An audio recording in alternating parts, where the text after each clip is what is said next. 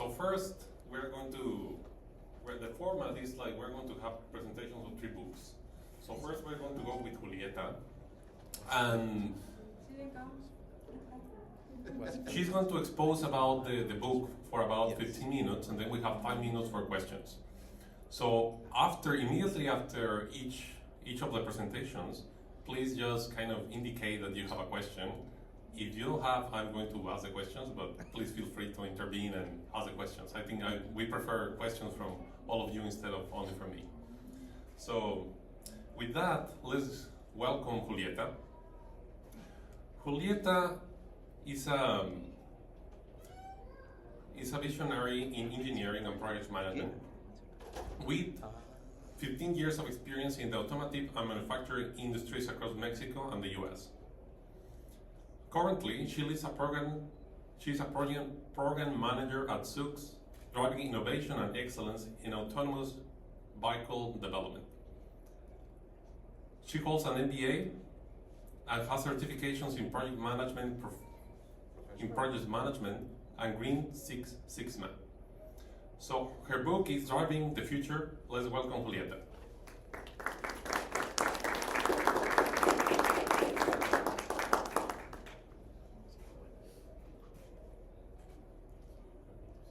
No, it's okay, Sunny. Hello everyone. I'm not really good at speaking in public. I'm very shy, as you may notice. I wrote this book because I had an understanding and I learned a lot when I came to the US to work in LA at first. And there are a lot of disruptive ideas, new technologies coming. But I found out that the management side or the launch process that has to be done for having a good business was not followed up. There are different gates, different planning phases that you have to fulfill or documentation that you need to put together. Nobody was doing that. So as my experience back in Mexico working with tier 1 suppliers for automotive, you know that there's a huge amount of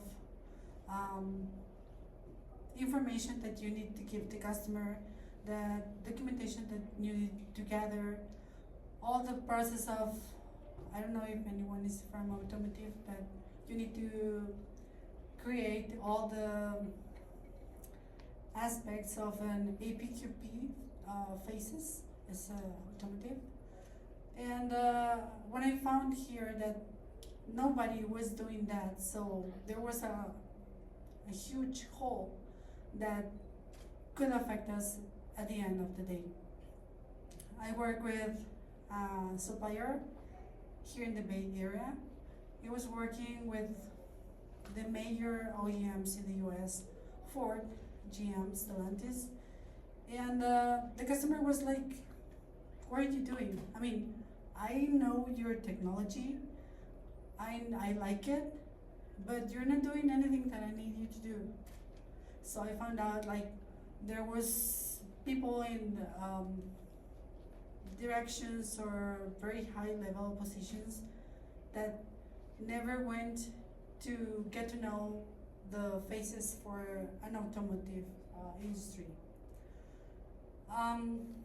What I've been doing as a program manager is that you have to plan, you have to make a plan, taking in consideration every risk that can happen. And it's not like knowing you have a risk, it's knowing that you have a backup plan A, a backup plan B, and a backup plan C. If anything is gonna fail, most likely it will fail. But you have to plan ahead what are you gonna do to, I don't know, minimize the impact of a failure. Also, all the areas could be, in my case, safety, could be chassis, it could be any area, need to work together because maybe I'm doing modification in my design and the other person doesn't know and our parts are meeting to each other. So at the end of the day, when we try to put those parts together, they're not gonna fit because we didn't work together. Planning is the first step for every project. Well, before that is like making sure that the product that you're designing or creating is gonna be useful for someone. Maybe you're doing something like nobody imagined, but nobody wants it. So if nobody wants it, you're not gonna sell it, you're gonna fail anyway. I guess the plan is for every activity we do in our lives. Could be our job, could be getting married, could be my long term, like retirement. You have to plan for that, and you have to know first which is your goal, how much you're able to spend. For example, in a wedding, which is very expensive. How do you want it to be? Maybe you just want to do a very short wedding, like just going to the office and get a signature and that's it, or you want a very huge party in somewhere in the beach, or I don't know. What I would like to the people to get to know about the book. You were gonna ask me something? I was just going to end. I mean, I cannot do now with you. Okay. So let's see.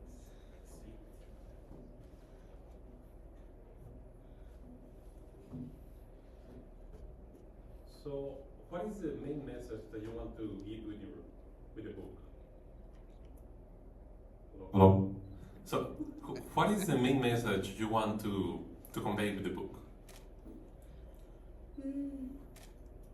It will be that anything you want to do can be done if you follow a methodological way to do it. I mean, it's not just do it and that's it. You have to understand what you want to do, plan where you want to go. Maybe you want to go small the first time, maybe you want to grow later. I mean, there are no big companies in the Bay Area that just grew big when they started. And yeah, if you plan correctly, you can change your mind. It's not like on stone. You have to be able to modify anything that is not working according to your needs, and learn from your experience and continue growing. And is it any message that you would like to, or some, let's say, actions or recommendations for people in the industry, either in Mexico or in the US, that you would like to share?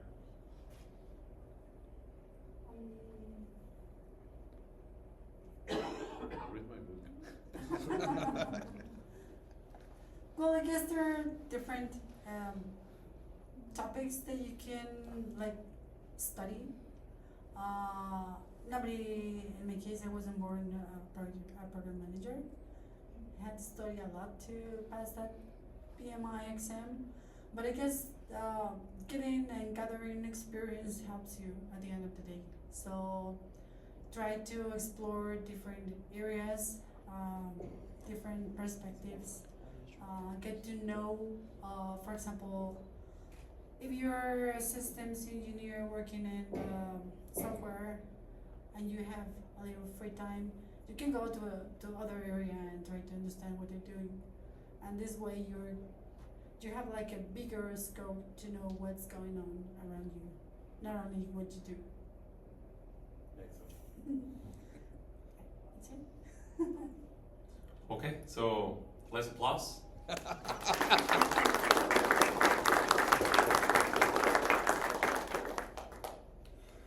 So then we can transition to Alejandro. Oh yeah. Transition. I want Alexa to make me rich. Yeah, for sure. So yeah, stay there. I just want to take my book. So let me present Alejandro. So Alejandro is a growth marketing expert with 15 years of experience in tech and media sectors. He has led growth initiatives in 15 countries, managing hundreds of millions of dollars in digital marketing investments. His background is from DT, Bain, and Televisa, and he specializes in digital marketing and business strategy. He holds a bachelor in economics from CPE and a master's from the University of Chicago. Also, he has executive programs from Stanford University. So he created that book, Alexa Made Me Rich. So welcome, Alejandro. Thank you, everybody. By the way, thank you to the Consulate Alejandra Bologna that is here from Consulate of San Jose. She will help give us a speech at the end of our conversation. But thank you so much for being here, and everybody for taking the Saturday morning, noon to attend to this event. So thank you, everybody.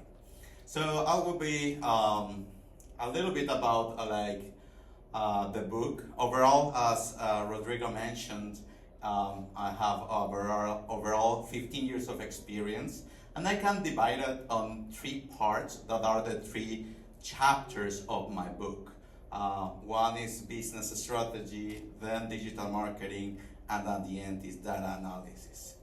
What happened at the beginning is the strategy, like all this consulting experience that help to say okay, let's go to this direction, let's build this business, let's have this pricing strategy, this user experience, let's differentiate on this thing.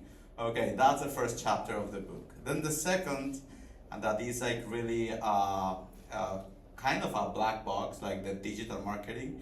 Everybody knows that you have to put it some money there and you will have results, but you could have really great results or really bad results. And that's the magic of the digital marketing, and that's why there are experts over there that help to make it work.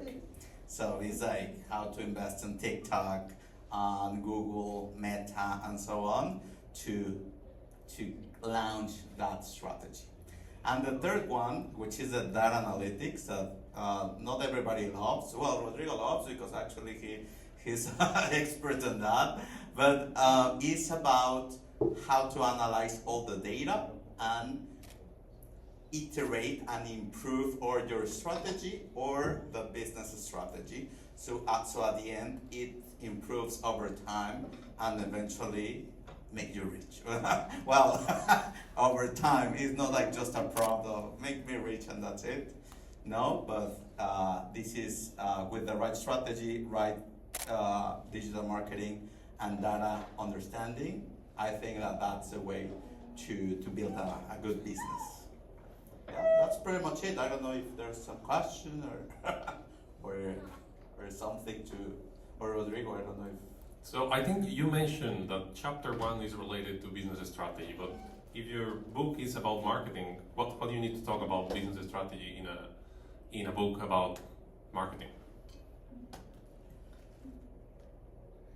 So when I was first writing the book about digital marketing, I thought just to talk about digital marketing.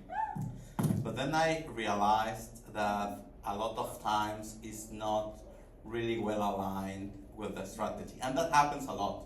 If you see the companies, or is the team of a strategy, or the team of marketing, or digital marketing, or data analysis, or so on. And they do not communicate really well in between them. So what happened is that we need to integrate, because if you know exactly what's your business and where it has to go, and aligns really well with digital marketing, then you have a really successful future ahead.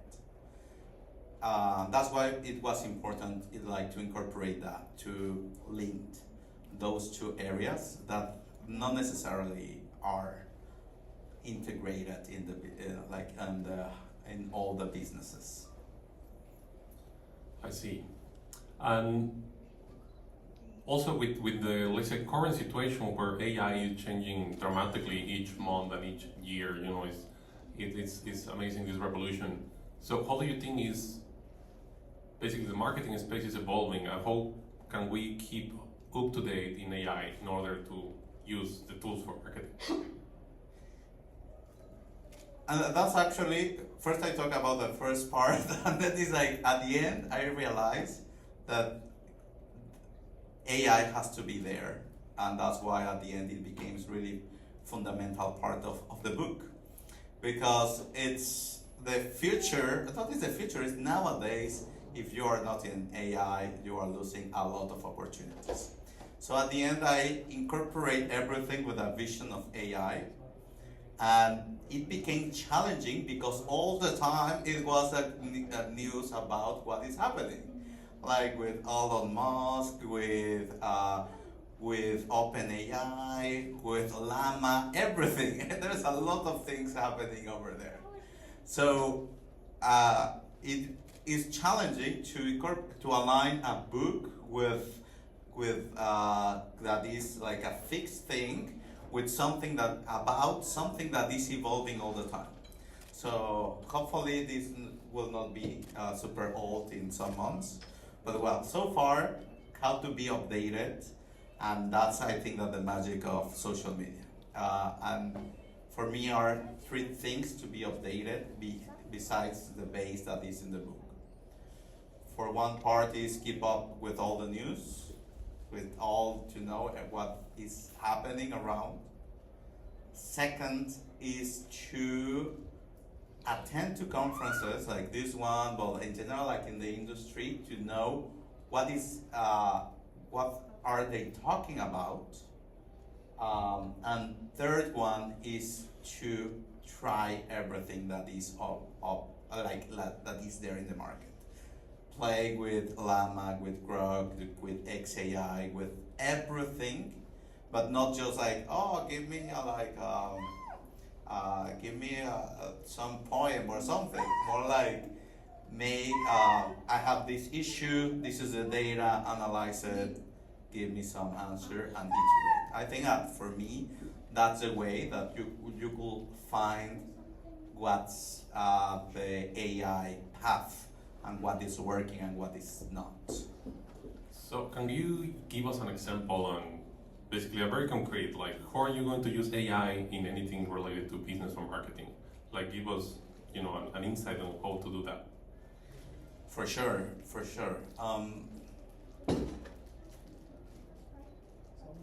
I will give an experience that happened like some years ago, and how AI could change that.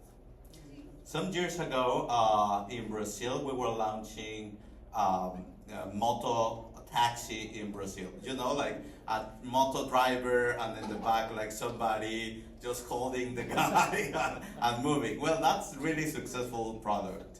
But when we were launching there in Brazil, all the conversation in marketing, all the communication strategy was about price, because it was really cheap product, like 10 reais, like less than $5 per trip, which is like 1/3 of the usual price. Something like really, really good price. So everything was like, oh, try this new product, it's super cheap, whatever. Once we start to run the campaigns on social media, on TikTok, Google, and everything, the communication that works best was the one about safety. To talk about the helmet, the insurance, like all those things were working so good, and people start to try it. So once we realized that, then we communicated with the management and we changed the whole strategy about safety.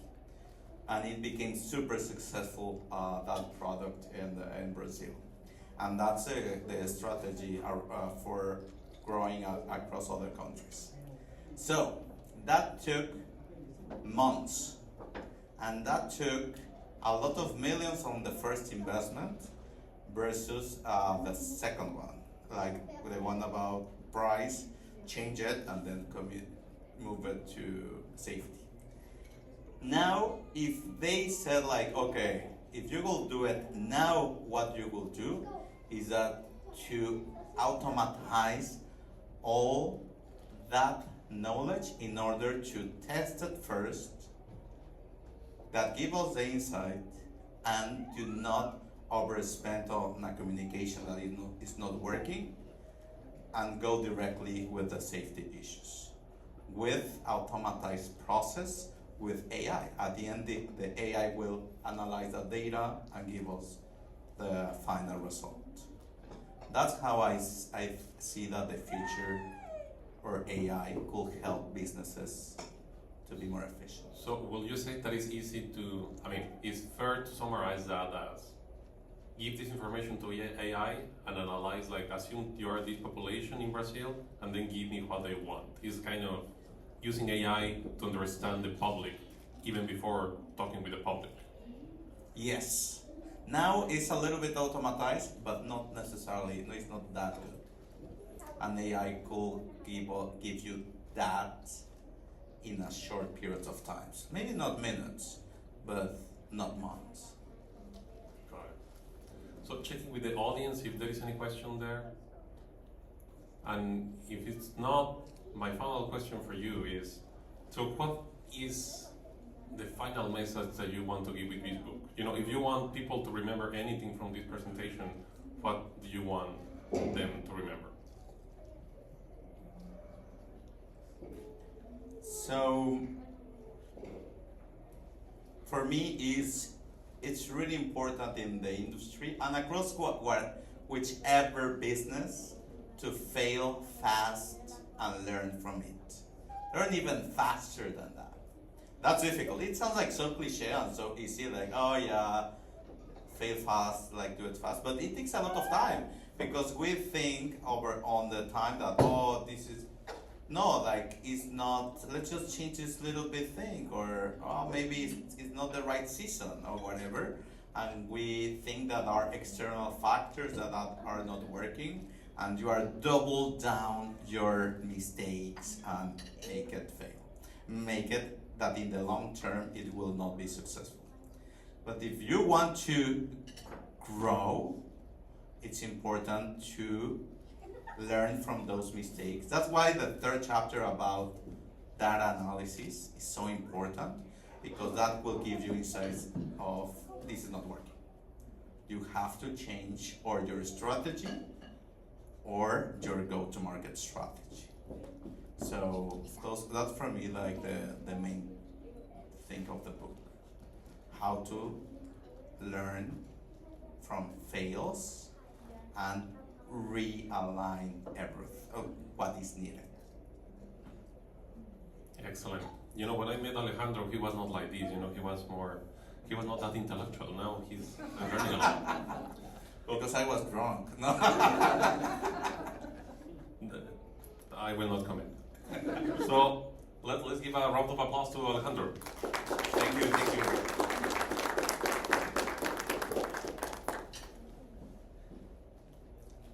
So next we have Daniel.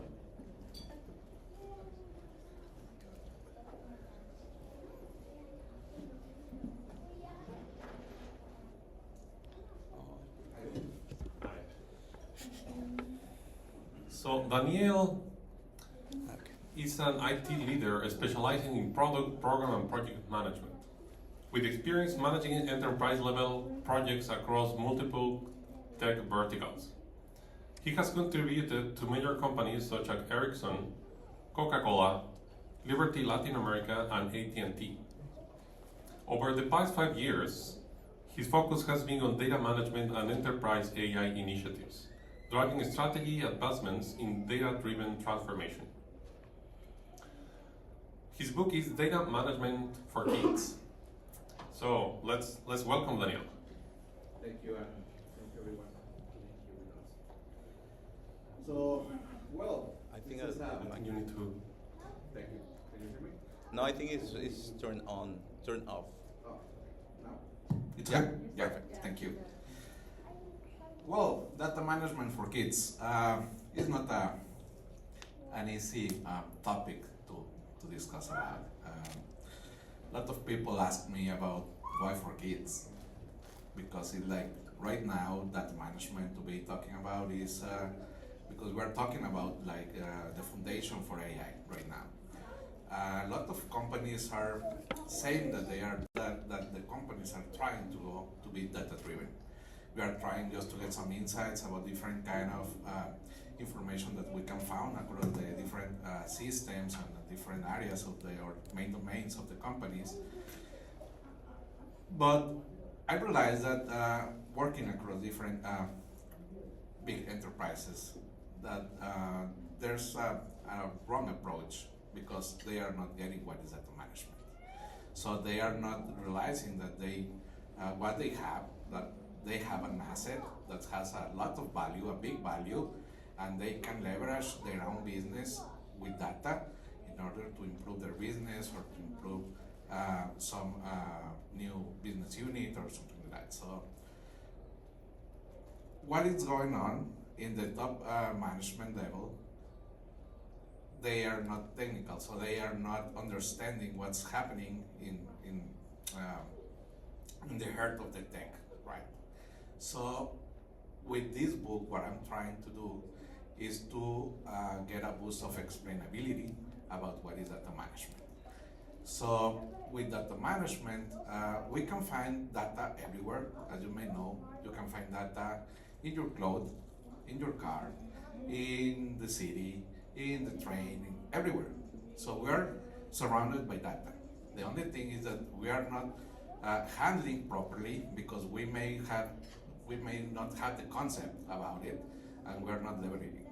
So when you have like this motto that the information is power, yeah, that maybe sounds around 80s, 90s, something like that. But right now, we should be leveraging with understanding that information, that data is not just because I have it. Yeah, well, that's good that you have, but you should understand that you should cross with some other things. You should create a strategy, and then you can start doing something. If you have a goal, it's like the half of the road that you already done. If you don't have a goal, maybe you don't know what kind of data do you need or what kind of data you need to look for. So it's a very, it was very interesting to do it because I was trying how to explain my kids what I used to do in the companies. And it's like data management, that sounds cool, sounds complex, it's not easy. How can I explain? So in the book you can find small storytelling about two friends, Max and Checo. You know why Max and Checo? The Formula. F1 drivers, right? Last year, the Red Bull drivers. And guess what? In F1, you can see the crew or the team that are full of screens, looking a lot of KPIs, a lot of numbers, a lot of what? A lot of data that are gathering real time, that are gathering and trying to adjust the strategy if it's correct to stop the car or not, or to change the tires or not, or comparing if what's going the performance with the other teams. So you can be improving in real time.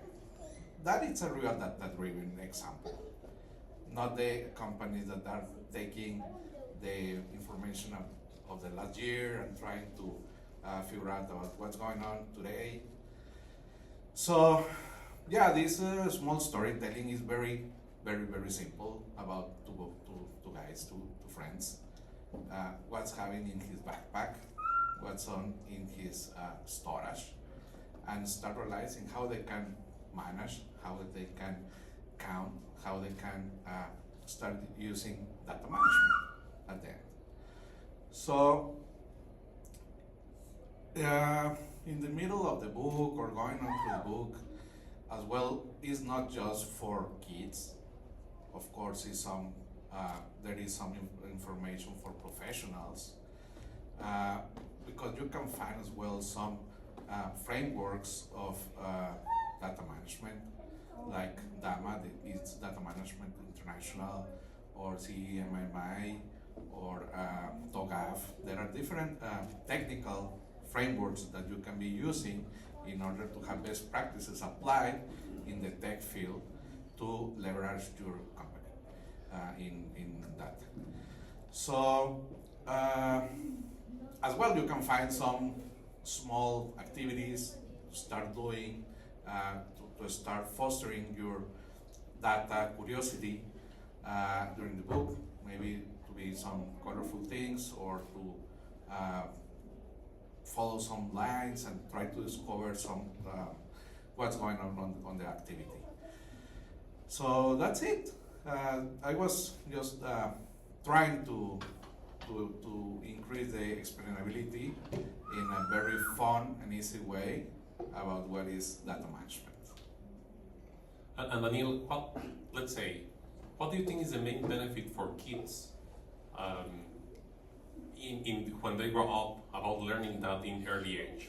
Like, how do you think you're going to affect their brain, their development, their curiosity? Let's say, if you are a parent today, why do you recommend to teach these topics to your kid? Okay, that's a good one. What I've been discovering and talking with some parents about this is because they start doing more things like think what with their own will, because they want to start looking in a better organized way. They can start doing, or with a critical thinking, they can start going just paying attention to more details, and start learning as well some other kind of topics related, as like privacy. You know, like for the kids, it's like very simple that they can start sharing their own address. Oh, I live in this home and this is my address. And we can start fostering about, remember that we have some privacy, and this is part of some information that you cannot be sharing, or this kind of information you can share, or this is like in a public level, and this is just in a family level. So we can start doing and playing with some business terms, or the term that it's applied to business environment, but under a personal perspective. So when they grew up, they will realize that it's something that is not complex, because they was already living it. But the thing is that we don't have like the concept in our head, so we can start like just setting that mindset, and then can start growing with this mindset. Okay, that makes sense. Let's say that now we want to just we want to give a main message from your book, but I would like you to split this in two, like the main message for the parents and the main message for the kids. So how will you do that?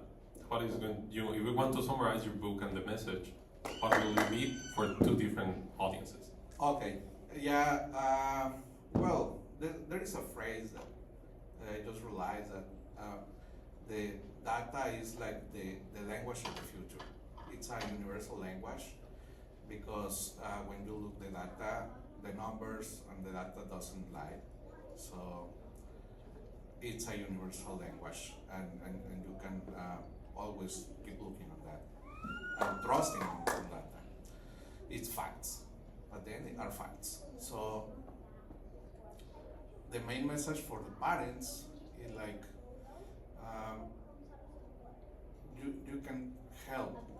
It's a help for your kids in order to giving tools to your kids to develop their future. Since now they can start shaping their own future.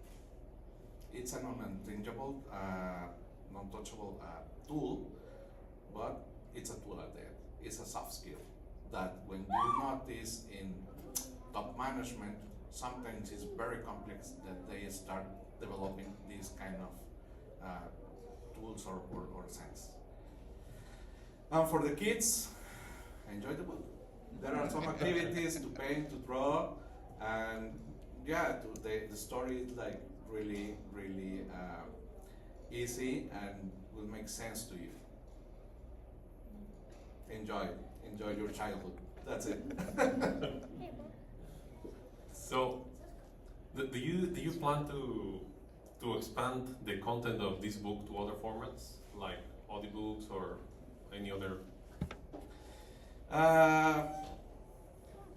Could be.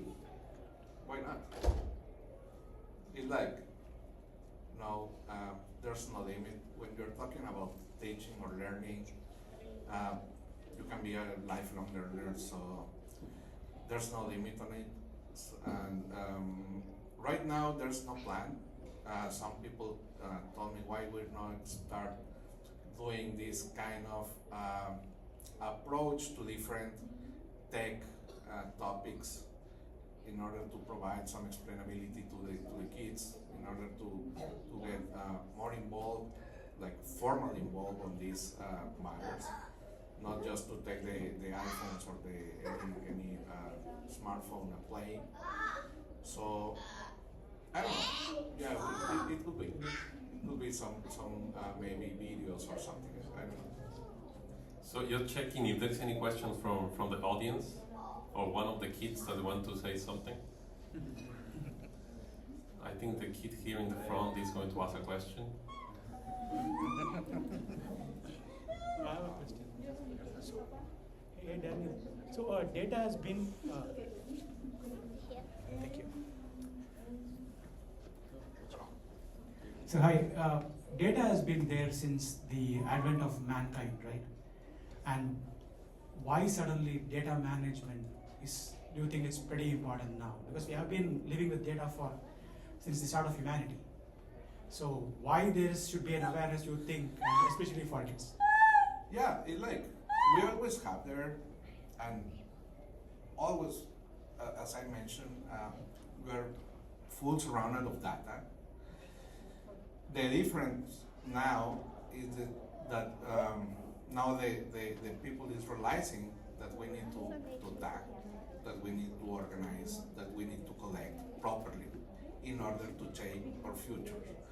Why? Right now, when we have an AI conversation, there's a lot of things, a lot of conversation around the training of the models. And if we reach like the limit of increase, if we reach the limit of the tech or some model like OpenAI or something like that, right? Right now the conversation is about if we need to change about the models, the techniques, or if we need to improve the models, and how we can improve it. We need to get more data. How we can do it?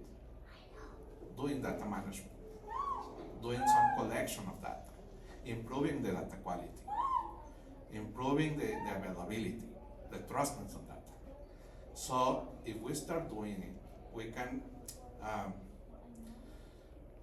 helping maybe other models or creating our models. Like right now, this week, it was a new that in Chile, they are doing their own model for AI, based on Latam culture, with Latam roots. And when you think about why they are doing a new model, if you already have one maybe bigger and stronger and better, it's because they are not getting the Latam data. So Latam has some needs, and they are doing their own efforts between different countries and different universities to collect some data in order to improve a model to it's more feasible for Latam market, not just for US or some main markets. So this is just one example of how or why we need to keep doing data management formally, because all we do when you want to go and do your grocery list to the supermarket, you are doing some data management. You are counting what is needed, what not. If look this brand, look the calories, like all that kind of thing, like the labels on the product, like calories, milliliters, like ingredients, all that kind of things, at the end are metadata, right? So you can start playing and you can start thinking in a different way. So I don't know if I respond or if I answer well, or it will be more confused. Okay, thanks for sharing that, Daniel, and I think also it's very interesting to hear that about the model from Chile. So I think that's, with that, I think we should give a round of applause to Daniel.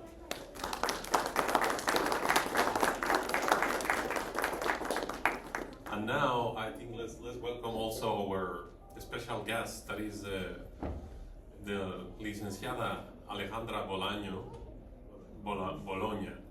the General Consul of Mexico in San Jose.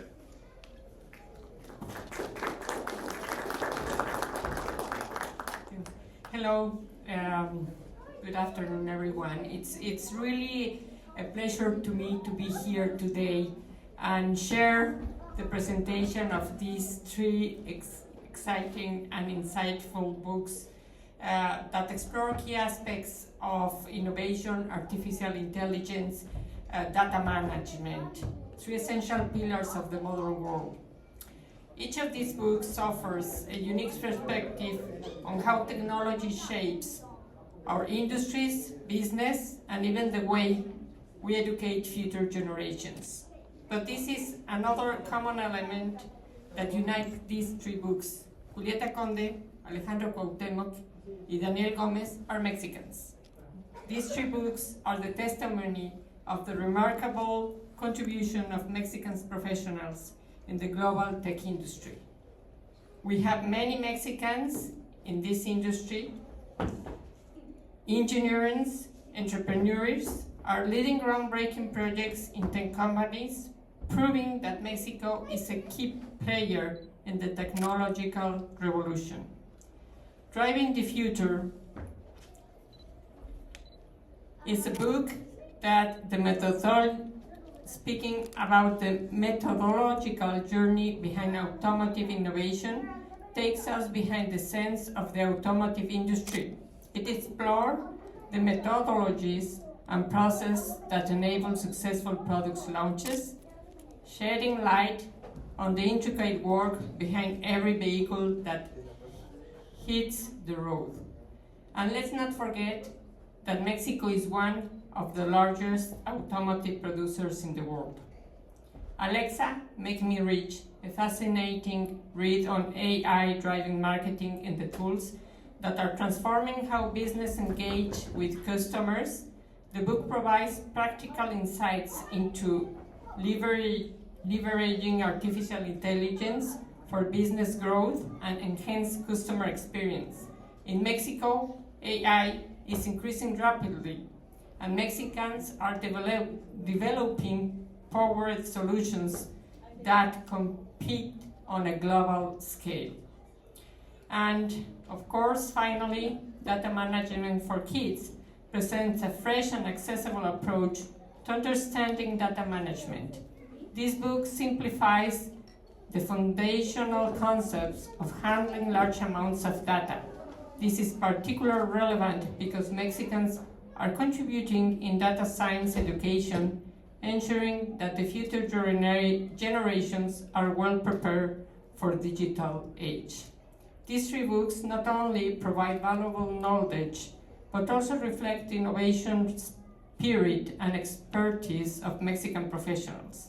They serve as a reminder that Mexico is not just keeping up with global trends, it is actively shaping the future of technology. So as representative of Mexico here in San Jose, I'm really proud to share with all of you, and especially having a Mexican woman as a team in this industry, in the technology and innovation, is really very, make us really feel proud of what our people is doing here. Thank you.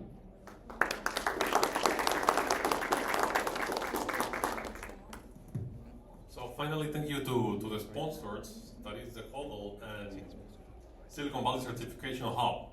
So remember that we have some snacks next, so please take some of them. And also we have Coca-Cola, Topo Chico, so feel free to drink too. Mexican brands. So thank you very much for coming. Enjoy the rest of the day. Thank you. Thank you.